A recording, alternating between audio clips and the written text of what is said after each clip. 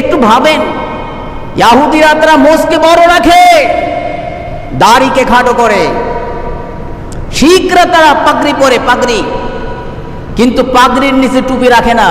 নবী বললেন, আমার উম্মত তোমরা পাগড়ি পরিধান করো, কিন্তু পাগড়ির নিচে টুপি পরিধান করো। বিজাতি তারা পাগড়ি পরে, কিন্তু পাগড়ির নিচে টুপি পরে না।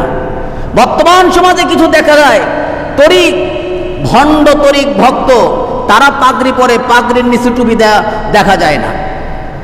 অথচ নবী করিম সাল্লাল্লাহু আলাইহি সাল্লাম বলেছেন, আমার উম্মতেরা পাগড়ি পরবে, কিন্তু পাগড়ির নিচে টুপি পরবে। ইহুদিরা তারা পাগড়ি পরে, পাগড়ির নিচে টুপি পরে না, তোমরা তার বিরোধিতা করো। ইহুদিরা একটা রোজা রাখে আশুরার, তোমরা দুইটা রোজা রাখো। ইহুদিরা জুতা পরে নামাজ পড়ে না, মুজা, চামড়ার মুজা, এটা পরে নামাজ পড়ে না, তোমরা নামাজ পড়ো।